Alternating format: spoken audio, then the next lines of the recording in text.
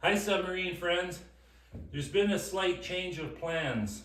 I've decided that with the incoming tariffs from the USA, jobs are canceling on me, so I'm down to 3 jobs for this whole year, which is enough, that's fine. But I have to be careful with my spending, and so putting this submarine back in the water is completely free. This submarine needs no money spent on it at all. I have everything. A year ago, I was diving with this at the coast, so it's all operational. Now, since then, I have installed this electric arm that I designed and built. I do have to make a change though. The arm is too far out that way, so I have to remove it and change the mounting bracket so it's in tighter. I just have to bolt some things back on it. It is filthy. Oh, it's been sitting for a year and it's just filthy. It's embarrassing how filthy it is. Another thing I want to do is I want to mount this 24,000 lumen light so that it's actually higher up and broadcasting down. I had it down lower, but it tends to light up the area directly in front of it too much. So I'm going to remount this light. I may make the light mount so that it retracts for transport. I have very little to do inside. I have to pull one battery pod apart just because I honestly can't remember if I made the weight adjustment for the arm or not. I just can't remember, so I have to take that apart. I should take it apart anyways and re-grease the seal and whatnot. All the electronics were moved into this battery pod on my last refit, so that's all done.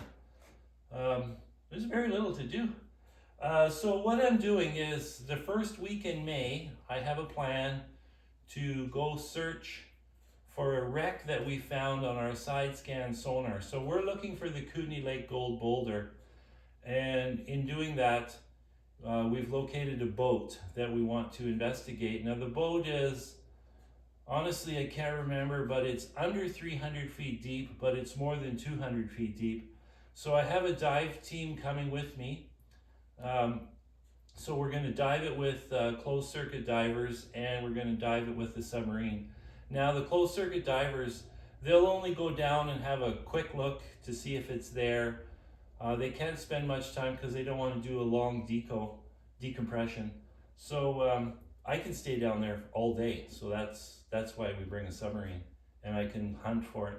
It's in a precarious spot, so the boat is sitting on a ledge, and if you go beyond the ledge, it drops to 400 feet deep. So the story is on the gold boulder that some people found this gold and they were loading it onto a boat, and apparently it's like 3,000 pounds, and they were loading it into a small boat on just a log ramp, and the gold got away from them, went through the bottom of the boat, and then dropped into the bottom of the lake. Now this is like in the 1800s, so forget about going 400 feet deep to go retrieve it. So I mean, it's a legend. Well, who knows if it's true or not, but I mean, I might as well go have a look. So looking for the gold is a complete waste of time. It's too big of a needle in a haystack situation. But looking for the boat is easy. So if this story is true, the boat should be down there too. So we found a boat. Now you can go to my Facebook homepage, and I have a post showing the sonar images of the boat. Looks like a fantail boat. I don't know if it's a boat for sure or not. I mean, there's no guarantee, but we have to start somewhere, and that's the first target with promise. So we did a pretty extensive search with the sonar, and it's a side scan sonar, so it's a tow fish. It's this orange steel bullet that you lower to the bottom of the lake, and then you drive with the boat, and you can see everything on the bottom.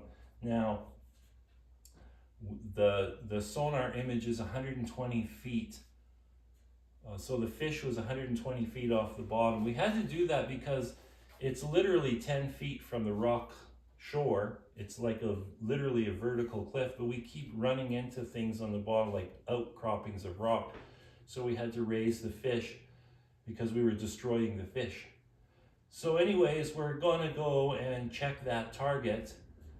That's very cheap. It's just gas money to get out there. Plus we've got people out there that are pretty helpful. So I think it's a 3.5 hour drive, no big deal. So I'll get the submarine all ready, which will cost nothing. I've already upgraded the lithium batteries, so it's got more battery capacity now. But one thing I want to do is I've got this aluminum trailer that was given to me with a boat, and I want to fix up that aluminum trailer to carry the sub. The other trailer I had for this is a little dodgy, so that's a pretty nice trailer. But it needs to be, like, the brakes and everything need to be overhauled, so I can do that. That's easy. So yeah, that's the plan. Get this thing going. Soon as the ice melts off the lakes here, we'll take it for a test. I'll put it in my test pool first, maybe, because I made a bunch of changes so the weight and balance is different. So I have to decide if that's really necessary to put it in a test pool. It's not a big deal. I just have to put a liner in the pool and crane it in.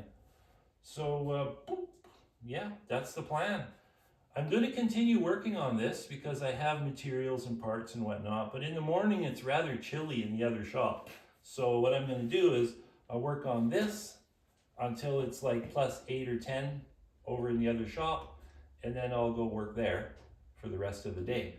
So this is not going to interfere too much with getting this finished, but this is the priority right now.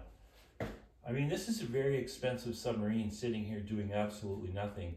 It should be diving. And I like diving it. This thing is just cool to dive. It's super comfortable. Oh, it's just a fantastic submarine. And I've got all the controls on one. Oh, what do you see here? Everything is controlled from this control panel that just sits on my lap. So it's 4 joysticks and one toggle switch. The toggle switch is for the wrist to rotate on the hand, and thrusters and electric arm are all on the same control box. Because it's such a confined submarine, it's more comfortable to have this because you could just set it on your lap, set it aside, do whatever you want. So it's just a really nice sub. It's got communications to the surface, so I can talk to my crew on the surface all the time. It has a 72-hour duration. I can stay down for 72 hours plus the dive time, which is 8 hours. So it's super safe, super reliable, super cheap to operate. So I need to get it back in the water. So that's what's happening. That's the plan. Ciao.